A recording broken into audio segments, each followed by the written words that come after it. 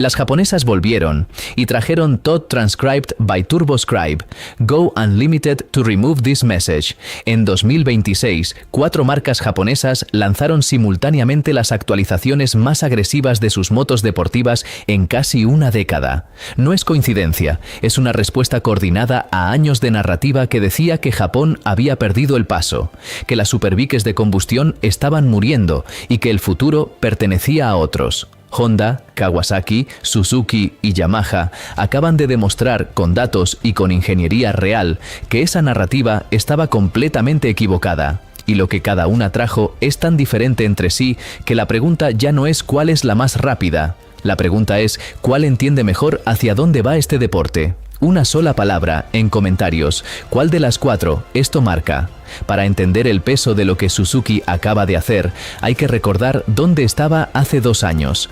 La GSX R1000 rellevaba desde 2017 sin una actualización técnica significativa. 9 años. En ese tiempo, Ducati renovó la Panigale 3 veces, BMW rediseñó la S1000 Reye 2 veces y Honda transformó la Fireblada en una moto de MotoGP con matrícula. Suzuki, mientras tanto, fue retirando la GSX-R de los mercados europeos porque el motor no cumplía con la normativa Euro 5. En el mercado americano la languidecía sin actualizaciones. Muchos la dieron por muerta. Suzuki dejó que lo creyeran, y eso, visto en retrospectiva, fue una decisión calculada. Porque lo que estaba pasando en Amatsu no era abandono, era rediseño desde cero. La diferencia entre actualizar una plataforma existente y reconstruir su núcleo mecánico es la misma que hay entre ponerle una cubierta nueva a un libro y reescribir todos sus capítulos. Y Suzuki eligió lo segundo. La GSX R1000 reedición 40 aniversario no es una actualización cosmética con un logotipo con címetros cúbicos desde adentro hacia afuera. El cibuñal es nuevo, con muñequillas de mayor diámetro para soportar las cargas que genera un motor cuando trabaja límite a alto régimen. Las bielas son ahora de acero cromo molibdeno, un material que combina la dureza del cromo con la tenacidad del molibdeno, lo que en la práctica significa componentes capaces de absorber ciclos de carga y descarga repetidos durante miles de kilómetros sin deformarse. Es el equivalente a cambiar los huesos estructurales de la moto por una aleación diseñada específicamente para ese propósito. Los pistones son más ligeros. La relación de compresión sube de 13,2 a 13,8 a 1, lo que se traduce en más presión sobre la mezcla aire-combustible antes de la ignición y, por tanto, en una liberación de energía más eficiente. Y los perfiles de levas fueron optimizados para potenciar el par en el rango medio de revoluciones por minuto, que es exactamente donde se ganan los adelantamientos en carrera y donde la moto resulta más útil en el mundo real. El resultado final es 195 caballos a 13.200 revoluciones por minuto y 110 Nm de torque. Sí, pierde unos pocos caballos respecto al modelo anterior en el pico máximo de potencia. Eso, dicho así, suena como una derrota. En realidad, es una decisión de ingeniería consciente.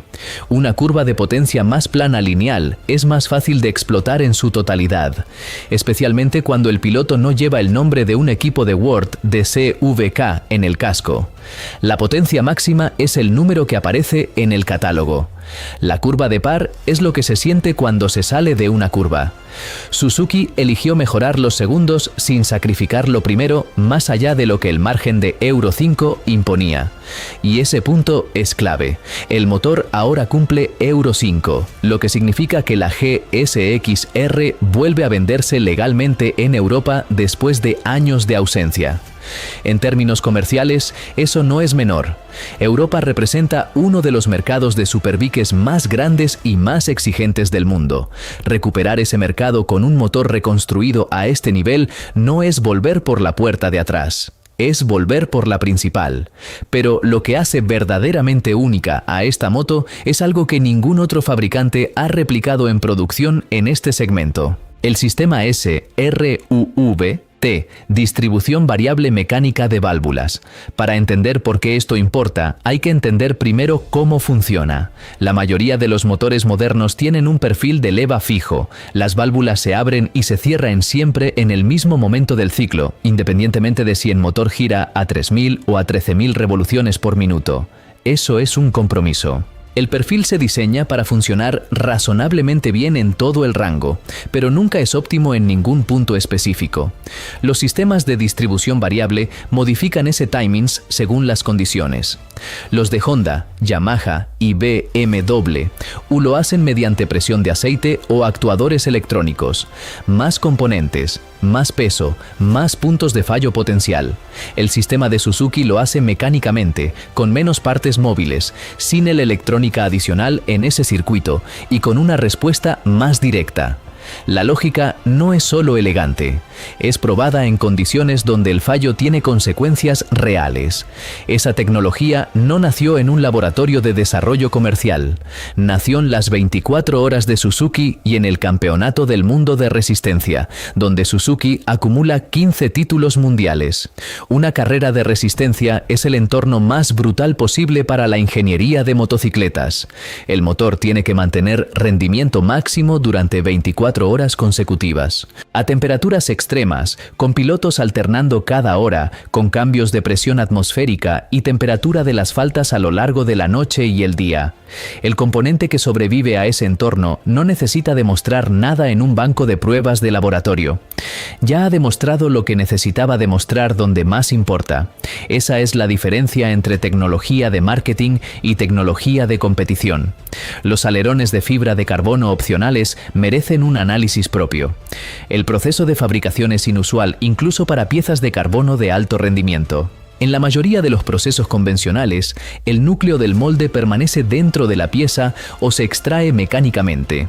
En este caso, el molde interno se quema después del proceso decorado. Lo que queda es únicamente la cáscara de carbono hueca, sin residuos del molde, sin masa añadida, sin compromisos estructurales. El resultado son piezas que tienen la solidez necesaria para generar carga aerodinámica a altas velocidades con el mínimo peso posible. Y la referencia visual no es arbitraria. Son directamente inspiradas en los alerones del equipo que compitieron las 8 horas de su azúcar, lo cual, en el contexto de esta moto, funciona como una declaración de intenciones muy clara. El escape nuevo también forma parte de esa coherencia técnica y visual.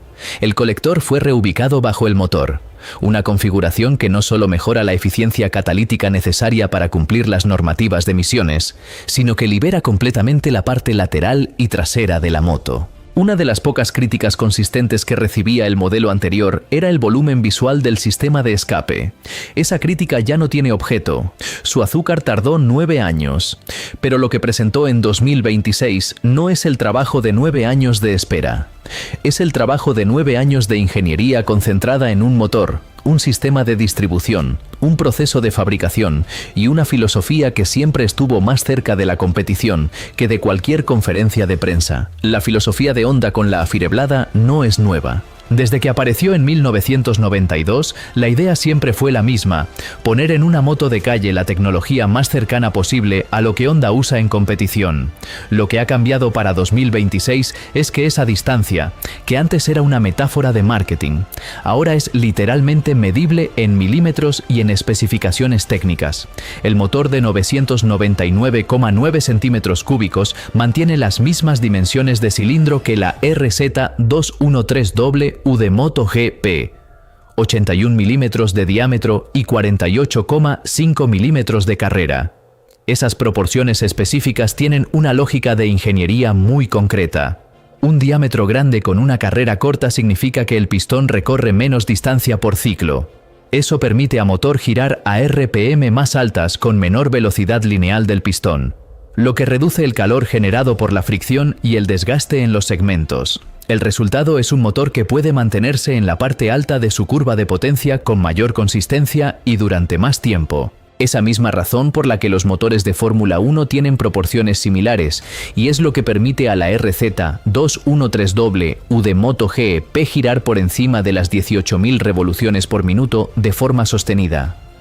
Los pistones son aluminio A218 forjado, el mismo material que usa la moto de competición. El A218 es una aleación que sacrifica parte de la ductilidad del aluminio, está en la cambio de mayor resistencia a temperaturas elevadas, lo que es exactamente lo que se necesita cuando un pistón está sometido a explosiones repetidas a más de 14.000 revoluciones por minuto. Las bielas son titanio, lo que reduce la masa de los componentes en movimiento, y los balancines tipo Finger Follower cambian fundamentalmente la manera en que las levas actúan sobre las válvulas. En un sistema convencional de taque, la leva empuja directamente sobre un cilindro que actúa sobre la válvula. En el sistema Finger Follower hay un balancín intermedio que actúa como palanca. La leva presiona un extremo y el otro extremo abre la válvula. Esa geometría reduce en un 75% la masa inercial del tren de válvulas comparado con un sistema de taque convencional, porque el punto de contacto con la leva tiene menos masa que superar antes de que el movimiento se transmita.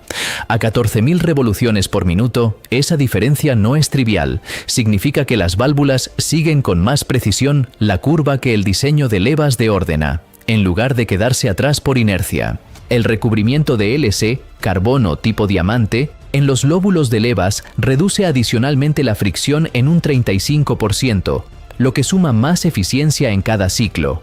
Todo junto produce 217,6 caballos a 14.000 revoluciones por minuto y 113 Nm de par. Para 2026, Honda identificó dos áreas concretas donde la versión anterior tenía margen real de mejora. La primera es la aerodinámica activa del piloto. Los alerones de segunda generación fueron rediseñados para integrarse más orgánicamente en la línea del carenado, con una geometría que reduce las turbulencias que se generan alrededor de los brazos y las piernas. A 250 km por hora, el piloto no solo está recibiendo la carga aerodinámica del viento frontal sobre su casco y torso. El carenado genera vórtices que golpean las extremidades con fuerzas variables y difíciles de anticipar. Multiplicadas durante los 40 minutos de una carrera, esas fuerzas producen fatiga muscular acumulada que afecta la precisión en la frenada, la consistencia en las entradas de curva y la capacidad de mantener la posición correcta en la moto en los momentos más demandantes. Reducir esas turbulencias no es diseño cosmético, es rendimiento sostenido en la segunda mitad de cada carrera. La segunda decisión fue más contraintuitiva y por esa razón más interesante. Honda rediseñó el bastidor para que fuera menos rígido. Redujeron la rigidez del chasis en 960 gramos y la de los pernos del motor en 140 gramos, además de mover ligeramente la posición del piloto con los pies más hacia abajo. La lógica mecánica detrás de esa decisión es la misma que Honda aplica en MotoGP para optimizar el feedback que llega al piloto desde el neumático. Un chasis excesivamente rígido transmite todas las frecuencias del asfalto directamente al piloto sin filtrar, lo que aumenta la fatiga. Más importante, satura de información irrelevante al sistema nervioso del piloto. Un chasis con la rigidez correctamente calibrada filtra las vibraciones de alta frecuencia que no aportan información y deja pasar las de baja frecuencia que sí la aportan. La carga en el neumático delantero durante la frenada, el límite de agarre en la salida de curva, el momento exacto en que el neumático trasero empieza a trabajar. Esa comunicación entre moto y piloto, o es lo que en los equipos de moto GP se llama feeling, y están determinantes para el tiempo por vuelta como la potencia del motor. La suspensión, o Lint Smart X 3.0, trabaja en paralelo con esa filosofía. La horquilla NPEX de 43 milímetros y el amortiguador TTX-36 son componentes que en su versión base ya están por encima del estándar de la industria. La diferencia del sistema semiactivo es que la amortiguación no es un valor fijo que el piloto elige en el box antes de salir. El sistema procesa en tiempo real la velocidad de la moto, el ángulo de inclinación, la aceleración longitudinal y las fuerzas de frenada de forma simultánea, y ajusta la respuesta de la suspensión ciclo a ciclo. En una frenada tardía, al entrar en una curva, la horquilla se endurece automáticamente para resistir el hundimiento de la parte delantera. En la salida, cuando el peso se transfiere hacia atrás y la parte delantera queda más libre, el amortiguador trasero trabaja con más dureza para controlar el squad.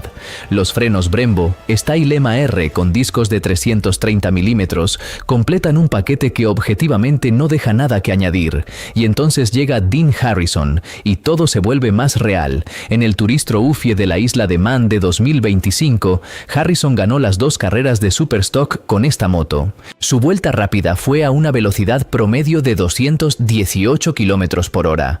Para dimensionar ese número, el circuito del TT no es un circuito. Son 60,7 kilómetros de carreteras públicas cerradas, con muros de piedra, árboles, postes de luz y badenes como límites.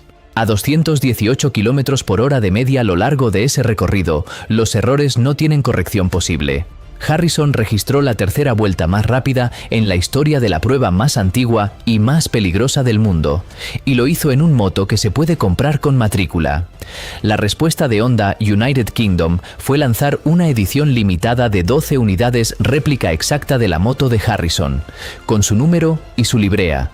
12, no 100, no 50. 12. Eso no es una estrategia de marketing. Es un certificado firmado por los hechos. La posición de Kawasaki en 2026 es diferente a la del resto. Honda viene de transferir tecnología de MotoGP. Suzuki viene de 9 años de silencio. Yamaha diversifica hacia 3 modelos. Kawasaki llega con 7 títulos mundiales de Superbike sobre los hombros de la ZX-10R y con una pregunta que la marca se lleva haciendo desde hace años: cuando tienes la moto que más veces ha ganado el campeonato más exigente del mundo de producción, ¿qué cambias? La respuesta que encontraron para 2026 no está en el motor. Los nuevos alerones frontales de la ZX-10R 2026 generan un 25% más de carga aerodinámica sobre el tren delantero respecto al modelo anterior. Para dimensionar ese número en la práctica, el incremento de 180 km por hora, que es exactamente donde ocurren las frenadas más determinantes en los circuitos del calendario de World SVK, en Assen, en Magny-Cours, en Portimao, los tiempos por vuelta se miden en centésimas. La confianza adicional para llevar un punto de frenada a 10 metros más tarde de forma consistente durante 20 vueltas consecutivas puede ser la diferencia entre quedarse en el grupo de cabeza y perder contacto en la segunda mitad de la carrera. El desafío de diseño en los alerones no es solo generar carga, es maximizar la carga sin penalizar el coeficiente de resistencia aerodinámica de forma significativa, porque cada punto de drag añadido es potencia que el motor tiene que compensar en velocidad punta. Kawasaki encontró el ángulo de ataque óptimo para este diseño específico en la posición que maximiza el downforce en el rango de velocidades objetivos y multiplicar el drag a altas velocidades donde la moto ya alcanza sus límites de potencia. Es un problema de optimización con múltiples variables dependientes entre sí, y la forma en que lo resolvieron tiene una elegancia visual que los números no capturan del todo. La nueva óptica frontal híbrida es el resultado de una decisión técnica, no de una decisión estética.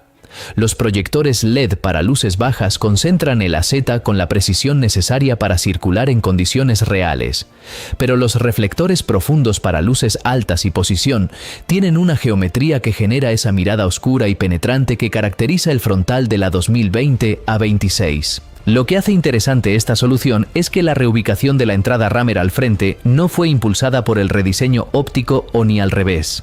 Ambas decisiones fueron parte de una reorganización integral del flujo de aire en la parte delantera que mejora la presión dinámica en la toma a altas velocidades.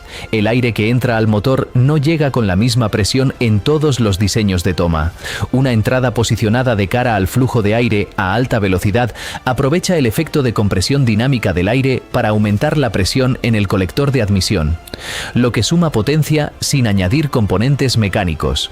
Es uno de los beneficios del Ram Air que a veces se subestima en la literatura técnica de estas motos, pero que los equipos de competición conocen bien. La versión RR es donde la propuesta se vuelve más explícita en su intención. Las bielas de titanio Punk y los pistones más ligeros Punk no son componentes que se especifiquen en un catálogo por sus nombres comerciales de forma casual. Punk Racing System es uno de los proveedores de componentes de motor más utilizados en MotoGP, World SVK y Fórmula 1. Sus bielas de titanio son fabricadas a tolerancias que la mayoría de las piezas de producción convencional no alcanza. Añadir un aro de pistón menos por cilindro reduce la superficie de contacto entre el pistón y la pared del cilindro. Lo que disminuye la fricción interna del motor en el rango de régimen es donde esa fricción representa una pérdida real de potencia. El recubrimiento de titanio en las barras de la horquilla reduce el peso, no suspendido en el tren delantero. lo que mejora la respuesta de la suspensión a cambios rápidos de perfil del asfalto porque hay menos masa inercial que la amortiguación tiene que controlar.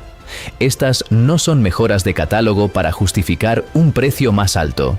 Son modificaciones que los equipos de World SBK aplican a sus motos de competición para extraer décimas por vuelta, vendidas en producción limitada para cumplir los requisitos de homologación del campeonato. La ZX-10RR es, en el sentido más literal posible, la base sobre la que se construyen las motos que compiten por el título mundial. Con luces, con matrícula y con una pantalla de navegación. La pantalla TFT de 5 pulgadas, 7 segundos pulgadas mayor que la anterior. Con conectividad ideológica para navegación paso a paso y comandos por voz, pone al día la interfaz sin cambiar lo que define a esta moto. Kawasaki no llegó a 7 títulos mundiales de Superbike, rediseñando conceptos cada año. Los logró con una filosofía de refinamiento continuo sobre una base mecánica que desde el principio fue diseñada para competir. Lo que se afilaron en 2026 es el filo, no el cuchillo. Yamaha llegó a 2026 con una estrategia radicalmente diferente a la de sus 3 competidores. Mientras Honda, Kawasaki y Suzuki concentraron sus recursos en actualizar un único modelo flagship, Yamaha apostó por renovar simultáneamente toda la gama deportiva. La R1, la nueva R9 y la completamente reconstruida R7. 3 motos, 3 compradores distintos, 3 niveles de inversión diferente. Y en los 3 casos, un nivel de actualización técnica que no tiene precedente en la historia reciente de la marca. La R1 cumple el 70 aniversario de Yamaha Motor Company con una edición especial que no toca el motor y que no necesita hacerlo. El CP4 de 998 centímetros cúbicos con Silenial Crossplane es uno de los 4 cilindros en línea más emocionalmente satisfactorios que existen en producción. El Crossplane no es solo una configuración de Silenial inusual, es razón por la que una R1 suena diferente a todo lo demás. En un 4 cilindros en línea convencional, los cilindros comparten el plano de explosión en pares, lo que produce un intervalo de encendido regular y un sonido que muchos describen como demasiado predecible. La R9 es la propuesta más inteligente del año en todo el segmento Supersport, y la razón tiene que ver con una decisión de arquitectura de motor que Yamaha tomó con pleno conocimiento de sus consecuencias. El motor CP3 tricilíndrico de 890 centímetros cúbicos viene de la MT-09, una moto que en su segmento Naki es ampliamente reconocida como uno de los motores con mejor carácter de uso real del mercado. Instalarlo en un chasis del Tavox de aluminio fundido por gravedad, diseñado específicamente para la R9, no es simplemente trasplantar un motor de una plataforma a otra. Es reconocer que ese motor tiene cualidades específicas que en un chasis deportivo pueden ofrecer algo que un 4 cilindros convencional no puede. Un tricilíndrico de 890 centímetros cúbicos tiene un patrón de encendido que cae exactamente entre la suavidad de un 4 cilindros y el carácter punzante de un bicilíndrico. Cada explosión ocurre con más separación temporal que en un 4 cilindros, lo que le da al motor más tiempo para respirar entre ciclos. El resultado es más par disponible en el rango bajo y medio, antes de que la CRPM lleguen al punto donde un 4 cilindros de litro empieza a despertar realmente. Esa disponibilidad de par temprana es lo que hace que una moto sea más fácil de pilotar rápido en condiciones reales, en circuitos con curvas lentes y medias, en calles con variación de velocidades, en situaciones donde el piloto no siempre puede mantener el motor en el rango óptimo. La distribución de peso de la R9 es la más cercana al equilibrio 50/50 que Yamaha ha logrado en esta categoría. Los frenos Ombrembo está Ilema monobloque, la misma pinza que Honda pone en la fibra de SP, lo que sitúa la capacidad de frenada de la R9 en nivel de referencia del segmento. La suspensión KAE YB completamente ajustable permite al piloto calibrar la moto a su peso y su estilo sin costos adicionales. Y la electrónica es derivada directamente de la R1. IMU de 6 ejes, 9 niveles de control de tracción sensible al ángulo de inclinación, control de deslizamiento, antiguo Eligestion de freno motor. A $12.499 en el mercado americano, la R9 redefine lo que significa valor en este segmento con una precisión que los competidores van a tener que responder. La R7 es donde Yamaha hizo algo que pocas marcas hacen con suficiente determinación: escuchar lo que los datos de mercado estaban diciendo y responder con ingeniería real. Los números son claros. La R7 se convirtió en la moto más vendida de Yamaha en Estados Unidos, bajo la edad media del comprador de Supersport de la marca 27 años, y duplicó el porcentaje de compradores primerizos en el segmento deportivo. En cualquier otro fabricante, esa información habría producido una respuesta conservadora: mantener el producto como estaba, gestionarlo como una entrada de gama y reservar la inversión técnica para los modelos más caros. Yamaha hizo lo contrario. El chasis tubular de acero fue rediseñado completamente. Mismo geometría, mismo peso, pero mayor rigidez torsional y lateral, lo que significa que la moto responde de forma más predecible cuando el piloto carga el chasis en las transiciones de inclinación o bajo frenada tardía. El basculante asimétrico es nuevo, diseñado para manejar de forma diferente las fuerzas que actúan sobre el lado de la cadena respecto al lado libre. Las ruedas de 10 radios fabricadas con el proceso Spin Forging son el detalle de ingeniería más sofisticado en términos de manufacturing. El proceso implica forzar el aluminio mientras gira y se estira simultáneamente, lo que produce una alineación molecular del material que resulta en ruedas más resistentes con menos masa. Reducir la masa no suspendida en las ruedas no es igual que reducir masa en cualquier otra parte de la moto. Una rueda más ligera requiere menos energía para cambiar de velocidad de dirección, lo que mejora la agilidad en los cambios de dirección y reduce el esfuerzo que la suspensión necesita hacer para mantener la rueda en contacto con las faltas sobre irregularidades. Y entonces llegó la decisión que convierte a la R7-2026 en algo más que una actualización. Yamaha instaló en ella la electrónica de la R1, IMU de 6 ejes, control de tracción sensible al ángulo de inclinación, control de deslizamiento, anti-bueli, launch control, kick shifter bidireccional de tercera generación, acelerador electrónico, pantalla TFT con conectividad smartphone, control de crucero y 4 modos de pista configurables. Todo eso en una bicilíndrica de 689 centímetros cúbicos que en Estados Unidos cuesta $9.399. Para ponerlo en contexto, un piloto que quiere explorar los límites de la electrónica de una R1 gasta $28.000. Con la R7-2026 aprende a leer exactamente las mismas herramientas y exactamente los mismos sistemas por $9.399. Eso tiene una consecuencia que va más allá del catálogo de producto. Un piloto que aprende a pilotar rápido con una IMU de 6 ejes y control de tracción sensible al ángulo de inclinación en una moto de 689 centímetros cúbicos está desarrollando las mismas intuiciones y el mismo lenguaje técnico que los pilotos de World SVK. Cuando ese mismo piloto, 2 o 3 años después, ponga la pierna sobre un alitro con el mismo paquete electrónico, la curva de aprendizaje va a ser significativamente más corta. Poner electrónica de Superbike de alta gama en una moto de entrada no es una concesión comercial. Es una declaración de que Yamaha quiere que la próxima generación de pilotos llegue al segmento premium con las habilidades ya desarrolladas para aprovecharlo. Transcribed by TurboScribe. Go unlimited to remove this message.